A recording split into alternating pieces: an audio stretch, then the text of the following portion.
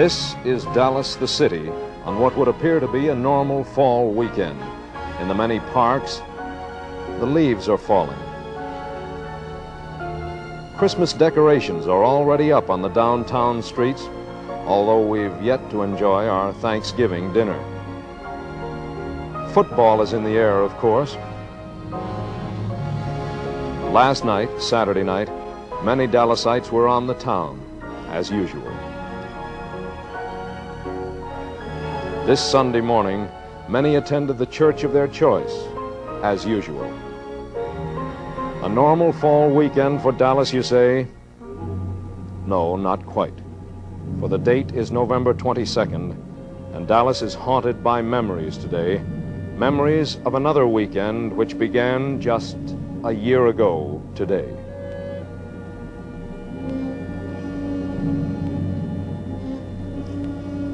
I'm Bob Gooding, and the memories of that other weekend are particularly vivid to the men you're about to meet, for they lived this story. Some of the faces will be familiar, men in public life, faces from your television screen. But others will be those of WFAA executives and the cameramen, the editors, the writers of the WFAA news staff. Here at Communications Center, the newsroom is usually busy. But a year ago today, with a presidential visit, John Allen was left to make a momentous decision alone. This is the desk where I had been seated for about half an hour, working on the 1255 radio newscast. As I typed, I listened to comments on the police radio. Remarks had been made about people stepping from the curb who might move into the center of the street and block the presidential motorcade as it approached the downtown Dallas area, and policemen had been dispatched to clear the streets. And then suddenly, from the police radio, I heard this report.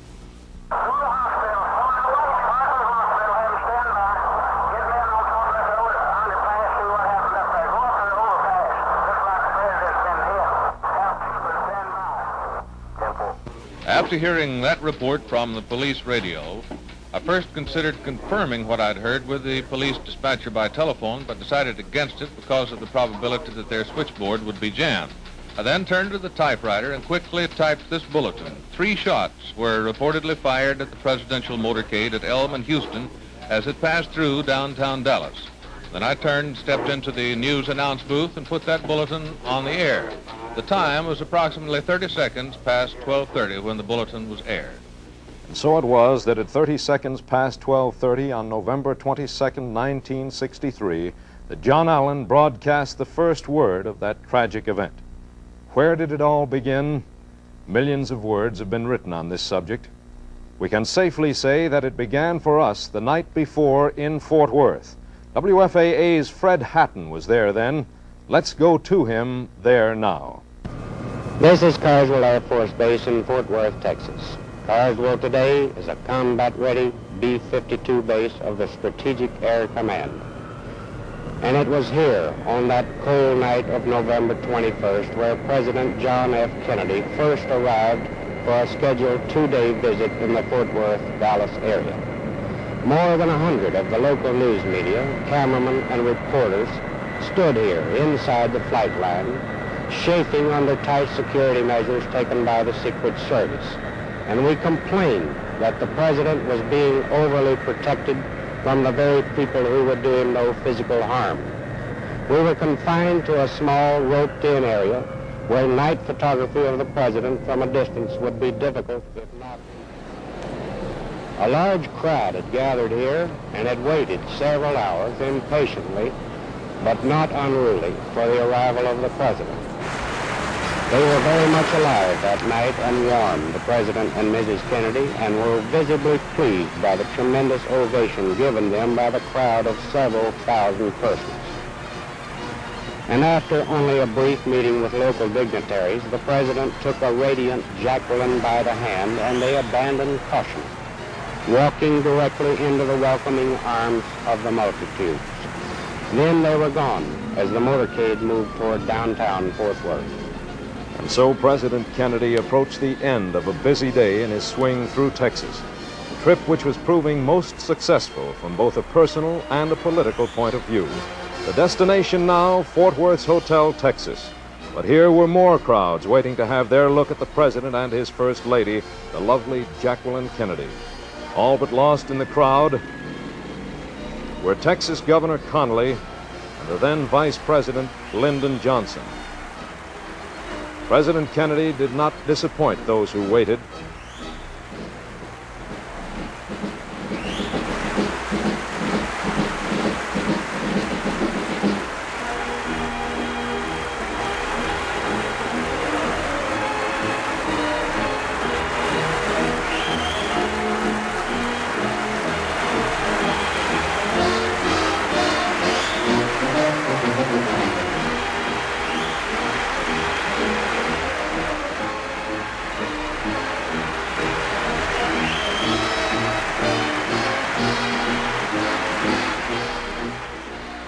And then finally into the Hotel Texas for the night. And so ended that Thursday night, November 21st, 1963. A light rain fell during the night. The morning was cloudy. A drizzle continued to fall. Today was to be the big day in Dallas. But before that, Fort Worth was to play host. Ray John was waiting outside the hotel long before the president arose. He has that story now.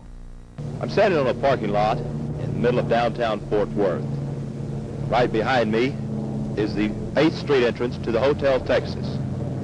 1 year ago, the marquee on this hotel read, "Welcome, Mr. President." After a night's rest in the presidential suite at the hotel, Friday, November the 22nd, 1963, began as had many other days in the past for President John Fitzgerald Kennedy. Out here on the parking lot, crowds estimated in the tens of thousands gathered for just a glimpse of their president. Many had waited throughout the night, even though a light rain was falling. Instead of going to the speaker's platform, the president headed into the crowds, into the ranks of waiting citizens. I was fortunate enough to be pushed along with the presidential entourage, hearing the many people express their pleasure and delight and happiness at just having touched or having shook his hand. At one point, the crowds became so enthusiastic, they pushed down the restraining barriers that were holding them back. After a few minutes, the president left the crowds and went to the speaker's platform, where he delivered a short but very energetic speech. One of the members of the Kennedy presidential party on this swing through Texas was an old friend of the president, Congressman Jim Wright of Fort Worth. We asked Congressman Wright for his thoughts in retrospect. Well, that day, November 22nd of 1963, seems in some ways almost an eternity ago. It seems almost unreal. I suppose that was the most traumatic experience that any of us in this nation and our generation can recall. It was particularly poignant to those of us who had been with the president on those preceding days and hours when he was so buoyant, so vibrant, so happy, sharing himself so unrestrainedly with his people. That morning dawned in Fort Worth, and I suppose it was impossible for any of us who were with him to feel other than that the nation and this man who so perfectly symbolized it were in their finest hour. He spoke to a group outside the Texas Hotel and had trouble pulling himself away to go inside to make a speech to a breakfast crowd that was there.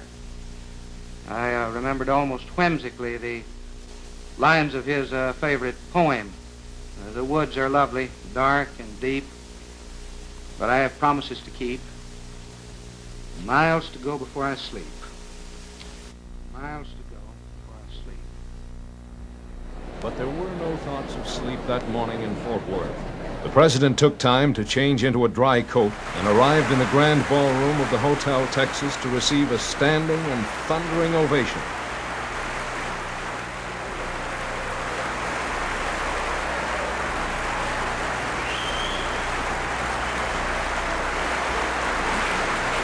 Veteran reporters could recall no warmer welcome given a chief executive than these receptions in Texas. But there was something lacking: the First Lady. As the President told an intimate that morning, her entrance was deliberately delayed so that she too would have her moment in the spotlight. She could not have been disappointed, for after the suspense had been built up, the happy breakfast throng reacted to their first sight of Jacqueline Kennedy on Texas soil with the same enthusiasm they had demonstrated in welcoming the President. President Kennedy spoke of this. 2 years ago, I said that, introduced myself in Paris by saying that I was the man who had accompanied Mrs. Kennedy to Paris. I'm getting that same sensation as I travel around Texas. Then the never-ending schedule of the chief executive continued. On tap for this day, a trip to Dallas, a luncheon speech, then to Austin for a reception and speech at a Democratic fundraising dinner. From Austin, the President and Mrs. Kennedy were to be the guests of the Vice President at the LBJ Ranch. But the President of the United States is never off stage. Crowds lined the route wherever he traveled. And along with Air Force One, there was another large crowd waiting at Carswell Air Force Base. Accompanying the President to Carswell was the man who had served as Master of Ceremonies at the presidential breakfast, Fort Worth civic leader, Mr. Raymond Buck. You will never know the great sense of pride and happiness that we had in Fort Worth from the visit of President and Mrs. Kennedy, the Vice President and Mrs. Johnson. We had given the President and Mrs. Kennedy a pair of boots, Texas boots made in Fort Worth, and when we said goodbye to them at the airplane on their way to Dallas, they both said that they would be wearing those boots the next morning down on Vice President Johnson's LBJ Ranch. When the door of the airplane was closed, we felt that it was closing on one of the happiest and proudest occasions that Fort Worth had ever witnessed. And now it became the pleasant duty of Dallas to play host to the President of the United States. Presidential tours are run on a rigid time schedule. The presidential party and the Secret Service men have their own communications network, which allows them the opportunity to notify the next stop on the route when to expect the President. Allowances are made for the time spent with the crowds, such as the one at Carswell, and so the party was fairly well on schedule.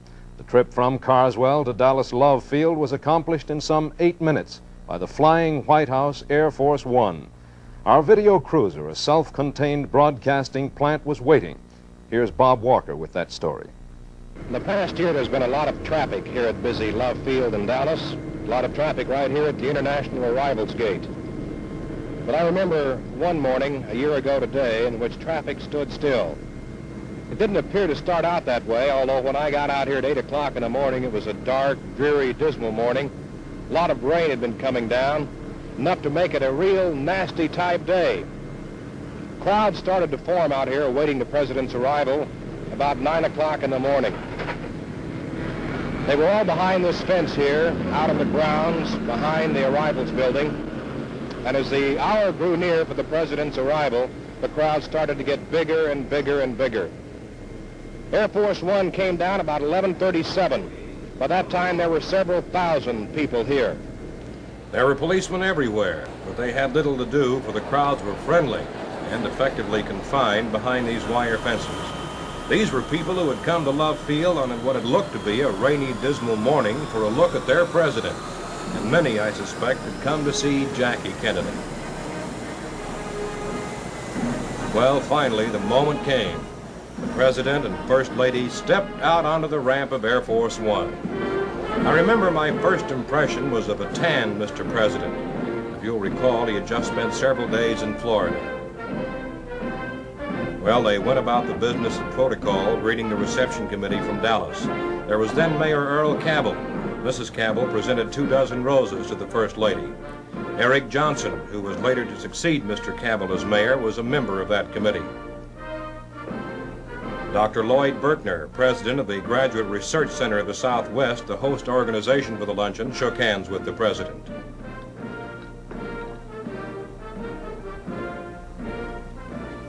And then, protocol out of the way, the president came to the people.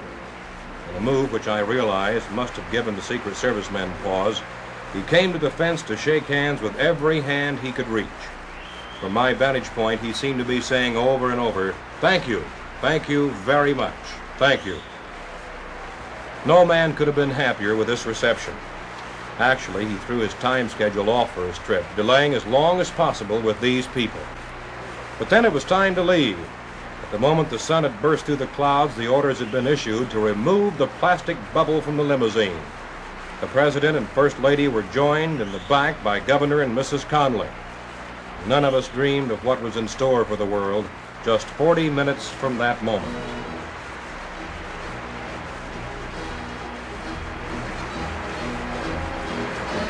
As mayor of Dallas at that time, Congressman-elect Earl Cabell greeted the president on behalf of the city.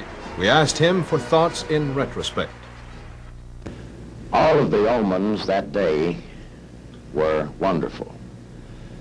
Just as the President and Mrs. Kennedy stepped off of Air Force One, the sun broke through the clouds. It was certainly the pleasure of Mrs. Cabell and me to greet them, for Mrs. Cabell to give her the bouquet of 24 roses. And it was a very joyous occasion. And then all through the motorcade, the some 8 or 9 miles that we traveled, the enthusiasm of the people was so contagious. And there was so many cheers and so much warmth in the entire welcome that certainly there was nothing to indicate the tragedy that would strike within a few minutes after we had made the remark that nowhere on the President's trip, rather Congressman Roberts made the remark to us that nowhere on the President's trip had he received such an enthusiastic welcome along the entire course of the motorcade. One of our men was riding in that motorcade. Others covered it from along the route. Let's hear now from Roger Reddy, somewhere along the route of that presidential motorcade. I remember vividly my first and last look at President Kennedy in person a year ago today. From this vantage point here on Lemon Avenue in front of a small shopping center, the President's motorcade approached from behind me down Lemon Avenue from Love Field. Moments before that, we had all stood out here, throngs and throngs of people lining both sides of Lemon Avenue, watching Air Force One glide right to its landing down its flight path above Lemon Avenue, just a couple of 100 feet above us. Then, moments later, the motorcade came into view directly behind me. The people, as I said, thronged on both sides of the street. They were a happy crowd, an eager crowd to see President Kennedy.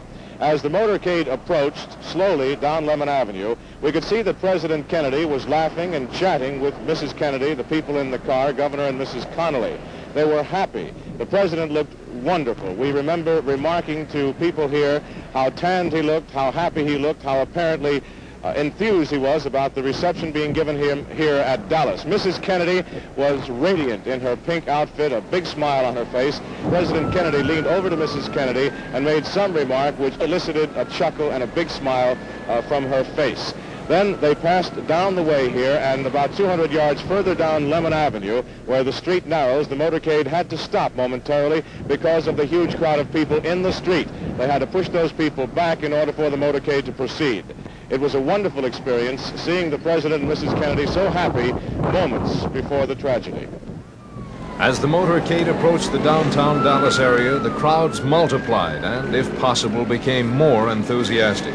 WFAA-TV's program director, Jay Watson, with Jerry Haynes, witnessed the passing of the motorcade from its last block on Houston Street. Let's go to them now, 1 year later. Jay, as I recall, it was just about this kind of a day a year ago. To the hour almost, don't you think? Exactly to the hour. I think that the day was a little bit cooler. I know that when we walked up here on a lunch break, We walked up, we stood first of all down at the corner, and then something, a fellow had a seizure. Or Yes, the ambulance came to take him away. So we moved down approximately straight across to the entrance to the county jail there, and the president came by, and I remember particularly he waved. Yes, well, I remember you had your hands up and you clapped, you know, applauding him, and he looked over in our direction. And I remember I was impressed by, having never seen him in person before, his size, and also Mrs. Kennedy. Our man in the motorcade was photographer Mal Couch, riding in the official press car. He picks up the story now, speaking in Chicago. As we turned the fateful corner, our senses were numbed and our hearts seemed to stop beating as we heard the shots ring out. It was a photographer from Dallas who slammed his elbow into my right side and yelled, "Look up in the window, there's the rifle." And straight in front of us, we could see the Texas School Book Depository building. And almost to the top floor, there was a gleaming gun barrel sticking out of the window. The next few seconds were frantic. People were running, people were screaming, people were falling to the ground. I took quick pictures of the maddening scene, policemen running, and then I thumbed my way out to Parkland Hospital. I just knew that they would take the president to Parkland. Mal Couch's hunch proved to be correct. The motorcade raced for Parkland Hospital, and not far behind was Bert Schiff. Here at the rear of Parkland Hospital, where a majority of Dallas County's emergency cases come in, was written Chapter 2 in one of the most unbelievable and tragic murder stories ever given a newsman to cover. Usually, an ambulance will come in here without too much fanfare. There's not much confusion right now, but this wasn't true a year ago today. I was at the Trade Mart when I learned that the presidential motorcade had passed and something had gone amiss. I commandeered a ride with a private detective, and as we came to this area here, everyone was in a state of what I might describe now as stunned confusion. The presidential party was the one that was most confused as they walked around here aimlessly, not knowing what to do. Among those I remember was Senator Ralph Yarborough and Representative Jim Wright from Fort Worth, who uttered scrambled phrases of disbelief as they wandered around aimlessly with feeling of complete uselessness. As I filmed bits and snatches of the stunned scene here, I recall that my camera came to focus on the face of Police Chief Jess Curry, who appeared to be fighting back tears as thoughts that'll probably never be put on paper whirled through his mind. I felt a lot of compassion for this man because he appeared, as I looked in his eyes, to have the worries of the world on his shoulders. I've hurriedly filmed as much of the activities outside as I could and went inside to learn more of the president's condition, which was not known at this time. Also, I wanted to check on a rumor that now President Lyndon Johnson had been seen entering the emergency room somewhat stooped over with his hand over his heart. And also, we didn't know the condition of the wounded Governor Conley. When I went inside, I found lots of phones busy and reporters like Merriman Smith defending them almost with their lives. He promised me that I'd get more than the operator if I tried to take his away from him. I found one somewhere near the back part of the emergency room, and as I was calling the station, a friend of mine who was, I'll say, in a position to know, passed by, and he had a shocked look on his face, and I asked him, what are the chances for the president? And he told me he had no chance at all. He had no chance at all. But only at Parkland was this known. Let us turn back the clock to the moment of the shots and pick up the story of Jay Watson and Jerry Haynes. Let's see, then, if I remember, we turned to walk away when he got to the corner and started making the turn, and then we heard the first shot. Yes, we were just about right down here at the corner when the first shot the sidewalk, and we stopped. Yes. And then the second shot. That was when you said, "My gosh, that's gunfire." I said, "My God, they're shooting at us." Yes. And we turned around to the right here behind and on the mall, or whatever you call it, on the grass, and could see the confusion reigning, and we ran around to the side, and I think the Kennedy car had already gone. The black car was just taking under the viaduct. We were just going under the viaduct there whenever we looked up. Yes. I remember the car zigzagging, and as it took off, we ran around, and I grabbed, we grabbed a lady and her two children and her husband, and they were, the reason it impressed me to grab them first of all is because they were like on top of the kids. And I started yelling to everybody, come on over to Channel 8. And I had run back to You went back to the station to get the crew ready. And I took the lady, and we commandeered a car right here on the corner. There were two traveling salesmen there, and the back of their car had a multitude of things in it, and I pushed the people in and said to them, the president has been shot, take us to Channel 8, and he did. He wheeled around over there, got into the station, and you had part of the crew set up, but we couldn't convince, an interesting thing, that we couldn't convince our crew that the president had been shot. Well, we had known it had happened, and I checked the United Press and Associated Press wires, and it was interesting, when you are there when it happens, how little the rest of the world knows that you must begin the information. That's right. Even though it's, well, let's see, this is the first time we've been back down here. Yes, it since sure is. A year ago today, but I go this way every time as I go home from work, and it's still like that day at given times, according, I guess, to what kind of mood I'm in. But anyway, we got back to the station, and the lady, we went on the air as soon as we could for the interview with her as an eyewitness. We were standing next to the curb so the children could see the president, and the car was just up a piece from us, and this shot fired out, and I thought it was a firecracker. And the president kind of raised up in his seat, and I thought, you know, he was kind of going along with a gag or something. And then all of a sudden this next one popped, and Governor Conley grabbed his stomach and kind of laid over to the side. And then another one, it was just all so fast, and President Kennedy reached up and looked like grabbed his ear, and blood just started gushing out. And my husband said, quick, get down, and I grabbed the baby, and we ran and laid down on the grass, and I got on top of him. It was just right by us when it all happened, just right in front of us. It happened so fast that you didn't have a chance to see anything. It just was too fast. All but forgotten in these frantic moments were the guests at the Trade Mart. They were isolated even from events immediately outside the large auditorium. Here, the uninvited waited for a glimpse of the president. Some carried signs. Not all of the signs were of the welcome variety.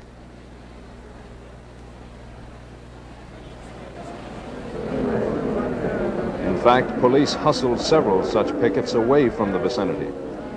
Travis Lynn was inside then. Let's go to him there now.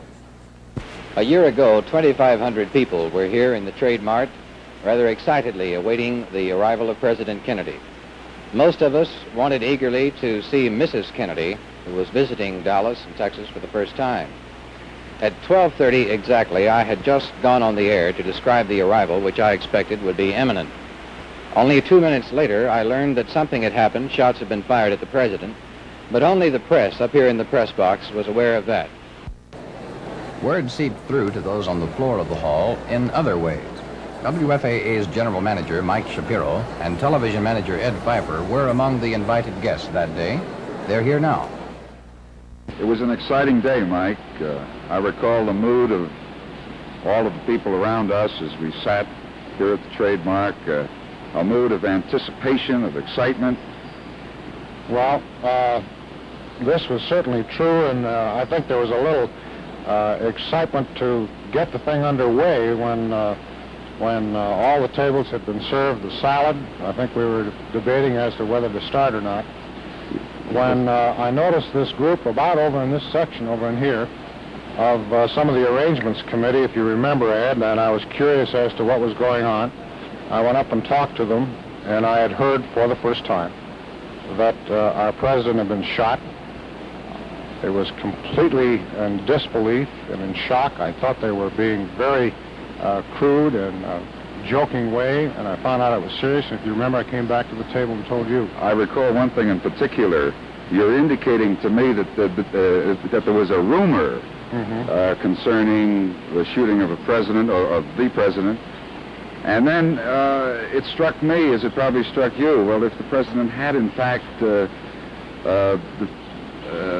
experienced such a thing, that it would hardly be something that we could keep a secret for very long. Well, we couldn't keep it a secret. As I say, I think it was total disbelief on both of our parts.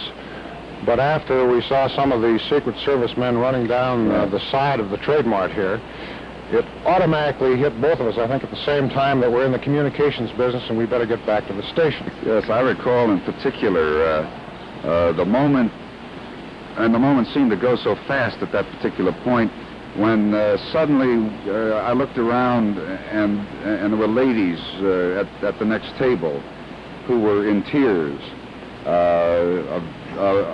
a matter of grave concern on most of the men's faces, and it struck me that it must have some... And after we had dashed from the tables along the side, we saw some of the waiters with a transistor radio, and we heard it on the radio for the first time. We dashed out to my car, we turned on our radio to listen to the station, and we were getting the reports, and we still didn't believe it. About 25 minutes after that, the announcement was made that President Kennedy had been shot. His condition, they said, was unknown, although actually he'd already been pronounced dead. Dr. Luther Holcomb led a prayer asking for Kennedy's health, and the luncheon was dismissed. It was at that time that the Negro waiter, smartly dressed, who had been assigned to serve President Kennedy, leaned his head against the presidential seal on the rostrum and began to cry. And on my way out, in that strange atmosphere of November 22nd, 1963, I noticed a young man carrying one of the yellow roses which had decorated the tables, apparently as a souvenir of that day. Today, the Trade Mart is quiet. The men go about their business of commerce. A few people are gathered at the tables. Outside, there's a memorial marking that day and the flagpole which was erected especially for the president. Dr. Lloyd Berkner is president of the Graduate Research Center of the Southwest, one of the host organizations for the Trade Mart Luncheon. We asked him for his thoughts in retrospect. I cannot, of course, forget the date, November 22nd, 1963. One could only wish that the tragic events of that date could be erased from American history. President John Fitzgerald Kennedy was a guest of our city, of our state, of our region, and indeed of our center. The day started as a very happy one with clearing weather. Both President Kennedy and Vice President Lyndon B. Johnson spoke to me warmly of the scientific and the educational goals of our center and of our region as they came from the presidential plane. President Kennedy had prepared a major national and international address. His first words were to have been about the Graduate Research Center and its place in the development of the social fabric of our nation. And I would record his never-spoken words. He said, and I quote, "It is not a coincidence that those communities possessing the best in research and graduate facilities tend to attract new and growing industries. I congratulate those of you here in Dallas who have recognized these basic facts through the creation of the unique and forward-looking Graduate Research Center." President Kennedy went on to say the link between the leadership and learning is not only essential at the community level, it is even more indispensable in world affairs. Ignorance and misinformation can handicap the progress of a city or of a company. But they can, if allowed to prevail in foreign policy, handicap this country's security. In a world of complex and continuing problems, in a world full of frustrations and irritations, America's leadership must be guided by the lights of learning and reason. Thank you, Dr. Berkner. And now, once again, let's toy with time. Let's set the clock back once more to that fateful minute of 12:30 in the afternoon. The scene of the assassination was still in a state of shock. Some individuals verged on panic. No one knew what had happened or what was happening, but instinctively those with jobs to do went about them. In seconds, attention had focused on one building. Tom Allier was a part of that story. Behind me is the famed Texas School Book Depository. No cameramen are allowed in this building today, but a year ago I was able to enter this building along with the Secret Service and shoot exclusive footage of finding of the assassin's gun, dusting it for fingerprints. It was by accident, actually, that I arrived upon the scene. I was coming back from Fort Worth after having filmed the president in his last speech, his last breakfast, his last cup of coffee. In coming back to the station, just a few feet in front of me, we heard on the radio, "All units, Code 3, Parkland Hospital." Immediately following that was the word that shots had been fired at the president. They gave Elman Houston as the location. I jumped out of the unit, grabbed a borrowed camera. Mine had developed a malfunction, an extra 400 feet of film, and raced to the scene. This was the scene, the school book depository. Everyone at that time was looking around. I saw a couple of gentlemen pointing upstairs to one of the top floor windows. I assumed that the assassin probably could still be in the building. At that time, we did not know that there was an assassin, only that 2 shots had been fired. I raced into the building. About the same time, the Secret Service, the FBI, and other law enforcement units, we hit the door at the same time. Several witnesses had reported seeing a rifle in a window near the top of the building, and here it was found. But officers searched every inch of the floor, around, over, and behind cases of books. Found 1 rifle, missing the suspect, but missing only for a short period of time. Ron Ryland continues the story from Oak Cliff. This is the Texas Theater 1 year later. This was the beginning of the end for Lee Harvey Oswald. For me, the beginning was at the Texas Book Depository. First thing I knew about the assassination when I came across police radio that shots had been fired. Instinctively, I raced for the Texas Book Depository, ran into the building with Secret Service agents.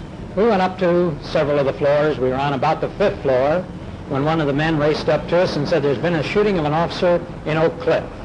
We raced out of the building, jumped into our unit that was parked at the curb. We went to 10th Street here in Oak Cliff. An officer had been shot. The crime lab was here, investigating officers, witnesses. And this was the first that we knew that the officer was J.D. Tippett. Another person ran up to us at this point and said he has run into an old building down the street, a building that was used to house antiques. Officer Hill and several others ran into the front of the building with drawn pistols. I ran around the back of the building with my camera in hopes that if they flushed this man that we were looking for, he would come out the back door right into the face of the camera. At this point, we found a gray jacket that once again this unknown man had abandoned. At this point, we once again jumped into our units following a whole group of police cars that went racing over towards Jefferson Avenue to a public library. At the library, once again, our police radios said that the man that we were seeking had run into the Texas Theater. We dashed down to the Texas Theater, ran into the building. Someone standing at the foot of the stairs says, "Your man is upstairs." We raced upstairs, but at this time the house lights came on and the balcony was completely empty. We raced down to the 1st floor of the theater. There was a man sitting about 3 rows from the back of the theater. He jumped up, crazily waved a pistol at us, and shouted, "This is it." Officer Hill, McDonald, others jumped him and quickly manacled the man and hustled him out through these doors to a squad car that was waiting at the curb. This was the first time that anyone had even mentioned that this man was possibly tied in with the assassination. The crowd standing around in front hollered, "Kill him, hang this man."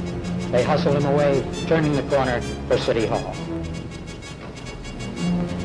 City Hall in Dallas plays an increasingly important role in the story of that weekend. As Lee Harvey Oswald was raced to City Hall in a police car, Charles Butt was on his way to intercept. This is the basement of the Dallas City Hall. Behind me is the booking office. All police arrests are brought through here. Complaints are sworn against them, charges are filed, their personal belongings are accounted, and from here they're taken upstairs for further processing.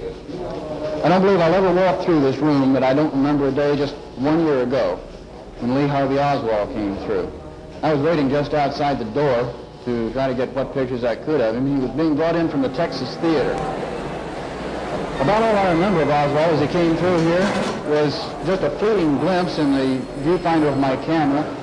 I was surrounded by a half a dozen or so police officers and detectives. As soon as he came through, my first impulse was to dash for an elevator to try to get upstairs before he did. I followed him into the door of the homicide and robbery office, one of 3 newsreel cameramen to make that trip. I got a few pictures of him inside the interrogation room, and they had the pistol that he had used to try to shoot one police officer. They thought he had shot another one, and he was also a suspect at that time in the assassination of President Kennedy. But nobody really knew anything for sure about him right then. It was just a scene of confusion. I've never seen anything quite like it in my life.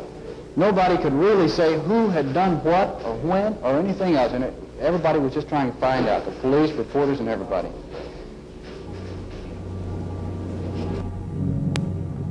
Meanwhile, at Parkland Hospital, the dreaded word came. The president was pronounced dead at 1 p.m. At that moment, our video cruiser was on its way to Parkland Hospital. And for that story, here is WFAA production manager Jim Pratt with chief announcer Ed Hogan. After the president left on his motorcade, Ed, we went off to lunch, and it was at lunch that we got the word that the president was shot. And I remember running back to the cruiser, and we were trying to find out what to do, and decided to go over to Parkland Hospital where they'd taken the president's body. And getting into the hospital was something else again, because I recall there were a lot of people standing around, and there were a lot of cars. A few hundred. Yeah, quite a lot of people. And I asked the policeman if we could drive in, and he says there's no place to park. And I said, well, if I can find a place to park, can I get in? And he said, by all means. So we drove right over the curb and onto the grass and parked right next to a keep off the grass sign. And it was shortly after that you came along, and I was happy to see you, because we just had an instance where the hearse had driven by with the president's body. Which no one was sure of at that point, I believe. That's true. Still didn't really know. And then I'm sure you won't ever forget some of the expressions on faces, really expressionless faces, of people standing there, and actually not spectators or curiosity seekers, but people simply coming there to pay homage and last respects to their president. That's true. And then, of course, later we went to, we got a lot of interviews here at the hospital, I recall, with the doctors and such. Right, and had after a that, we press went, conference. We went to the City Hall and spent a few days, didn't we, Ed? We certainly did, Jim. Some of the longest days, I guess, of our lifetime. I suppose. I hope that it never reoccurs. And I do remember, Jim, that the gasoline serviceman that came up just to go along with how people were just walking around kind of in a daze, and he filled up the cruiser here with gasoline and filled it up a little bit too much, and gasoline was running down the curb, and people were walking by, and we were a little alerted then to we had to call out the fire department to get them to come out and wash down the street. I found one thing, Ed, finding now that as emotional as we are, I think that's as close as I ever want to get to history. How about you? Me too, Jim. When the death of President Kennedy was officially announced, Lyndon Johnson was smuggled out of Parkland Hospital toward an unknown destination by the Secret Service. There was a rumor to the effect that he would not be sworn in until he arrived in Washington. Then the word came that he would take the oath of office at Love Field. Art Sinclair has that part of the story. A Mexicana Airlines plane is loading in the background at this moment. A year ago today, 2 planes were parked in this general area, Air Force One and Air Force Two. While riding in a mobile unit, the call came out for any unit on the air to proceed to Love Field, that the President of the United States was to be sworn in momentarily here at Love Field. As we proceeded immediately here to this spot, we tried to get in, and a policeman standing at a nearby gate would not let us in because we did not have a presidential pass. We argued with him momentarily, but he would not let us in, although he let some other people in who had passes. He didn't know. They did not have photographs. As we stood there, somewhat frustrated, trying to get out onto Love Field, the president's plane began to taxi down the runway, and as it lifted off, we suddenly discovered that the plane was to go, and that there would be no swearing-in ceremonies. A few seconds later, we learned that the President of the United States had been sworn in while we stood at Love Field's gate. And so the new President of the United States was sworn in on his native soil of Texas before winging his way to Washington on the same plane which carried the body of his predecessor. Mayor Cabell had a comment in retrospect. I think that if there's any one lesson to be learned, it is that this is a great country. It's a stable country. Our people are stable. And despite that tragedy, despite the grief, our government was able to pick up the reins. There were men standing by, ready, trained, capable.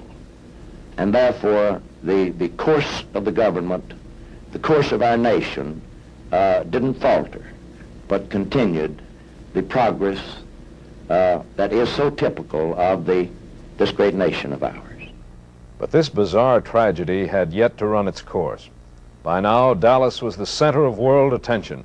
The crush of the national and international press was stifling on city officials. Center of this attention was the third-floor corridor at City Hall. Vic Robertson was there. He's there now. A year ago, this hall was in unbelievable bedlam.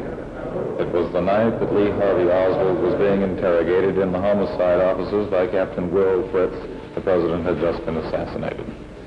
Immediately over my right shoulder, down the hall, on the left side of the hall, as you look at your screen, is the office of Homicide Captain Will Fritz.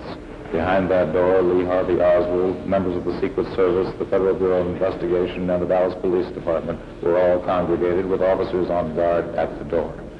Now, further on down the hall on the other side of the water cooler is the door to the elevator which leads upstairs to the jail.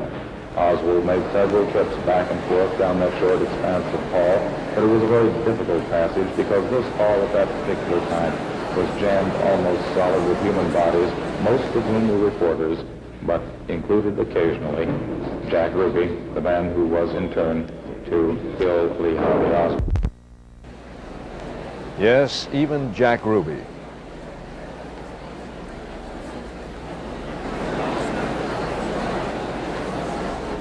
And when the crush became too much for the third floor, this impromptu press conference with Lee Harvey Oswald was moved to the assembly room.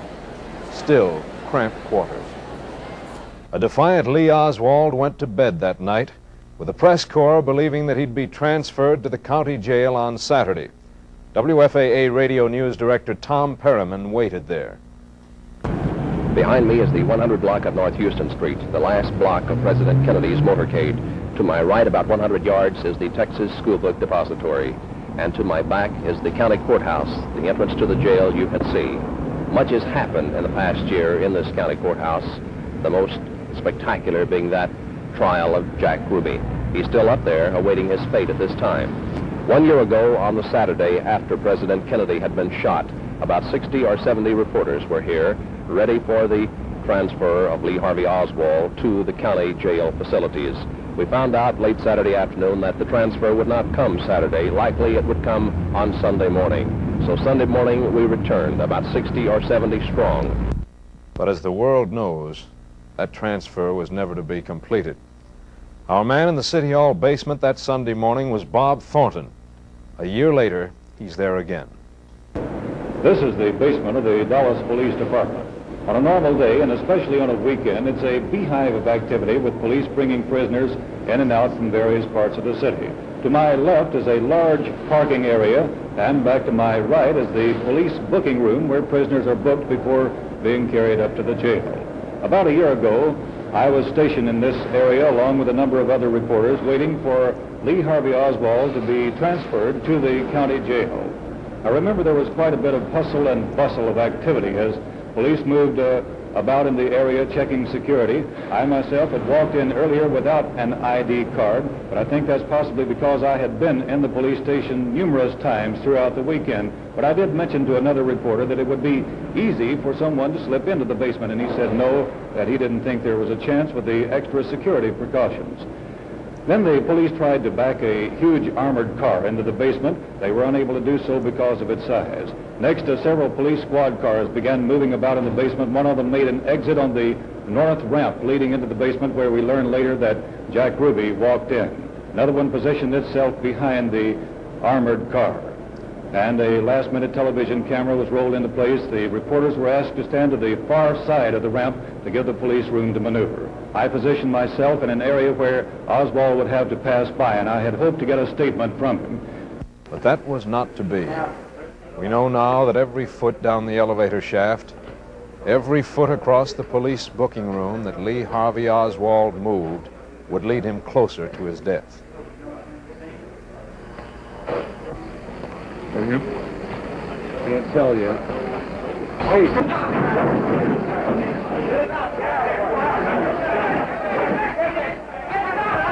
Lee Harvey Oswald was mortally wounded as he lay in the police booking office.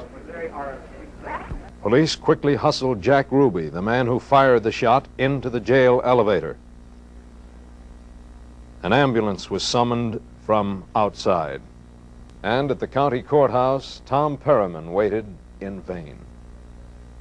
On Sunday morning, we finally got word that a shooting had occurred at City Hall. Oswald had been shot.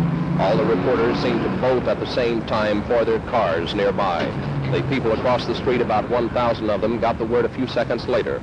And as they got that word, we heard a cheer go up in the background as we drove off.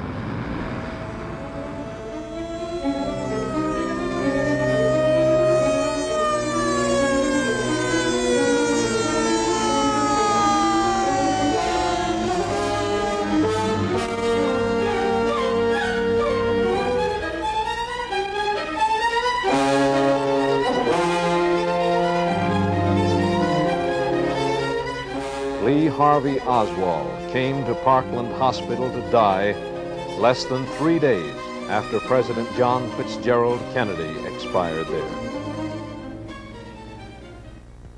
The nation and the world mourned the death of President Kennedy. Sympathy for his widow was in every heart. Then, as now, the sudden and violent death of so vibrant a man makes no sense.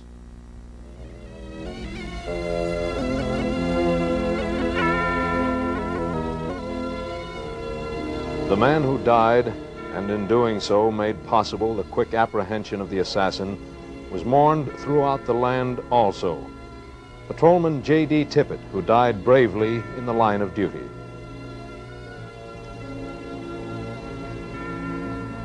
But in Fort Worth, Texas, another funeral took place.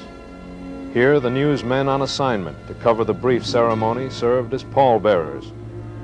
There was no one else. A weekend like no other in history. We asked Eric Johnson, who greeted President Kennedy a year ago today, and who now serves Dallas as its mayor, to comment in retrospect. A year ago today, people around the world were shocked by the tragic deaths of President Kennedy. We here in Dallas, who were so close to it, were perhaps shocked most of all. I think, too, the people in Washington had this same kind of effect because they were, if anything, closer to the president than anyone else. But we were here where this thing happened, and of course, after we recovered from the immediate shock a little, it forced a certain pattern of self-examination to see what we could do to avoid any possible recurrence of this kind of thing in the future. Logically, it seemed to me then, and it does now, that our effort should be to build our city not necessarily into a bigger one, but always into a better one, to produce those elements of background education, of training, of discipline, of straightforward looking at the future as a goal to be achieved at high levels throughout our efforts, that this sort of pattern developing would inhibit any future event of the kind that we had just experienced. Certainly, in retrospect, we know that the event was not one that was in any way connected with Dallas and its atmosphere. It was the act of one who had not lived here but had moved in to take a very humble job for some 2 months prior to November 22nd. He was a known communist and one who obviously had a warped mind. Dallas isn't like that. People here have balance, and they are the kind of folks who raise families, want them to have better opportunities, all those things that American families consider to be a better way of life and a broad concept of what better people should be. This is the overall concept of America, that performance standards are what count, that no matter what color your skin pigmentation, you have the equal opportunity, that inherited privileges at a minimum. We believe these things. We try to make them come true. I think in my 30 years here, that's the way I've felt about our city. It's that kind of a place. It's good to its people, and its people do those things that we can, which we can justly be proud in the main. In many ways, the story of that weekend a year ago is a tragic story, but it's also an account of strength. The strength of a nation whose continuity of government has been built on such solid principles that it can withstand such a sudden and tragic loss. The President of the United States.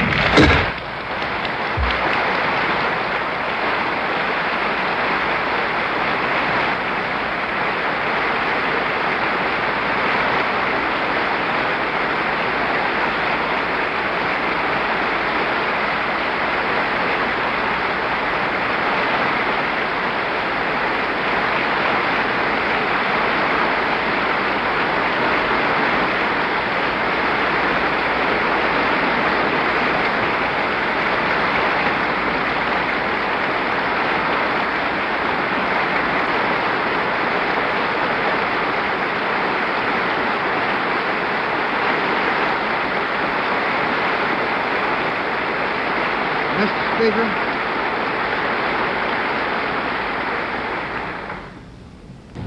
all I have, I would have given gladly not to be standing here today. The greatest leader of our time has been struck down by the foulest deed of our time. Today, John Fitzgerald Kennedy lives on in the immortal words and works that he left behind. He lives on in the mind and memories of mankind. He lives on in the hearts of his countrymen. No words are sad enough to express our sense of loss. No words are strong enough to express our determination to continue the forward thrust of America that he began.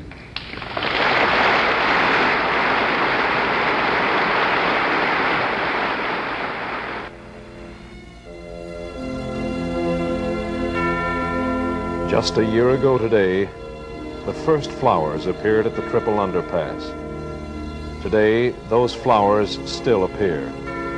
A symbol of remembrance for a President of the United States who, too young to die, nevertheless died here just a year ago today. The story you've just seen is not one written in the many books that have been published. It's a story that's been told by the men who lived it. Nowhere are the memories of that fateful weekend more vivid or more poignant than in the minds of the newsmen who pulled themselves out of the shock of a major tragedy to supply the world with the news. Just a year ago today.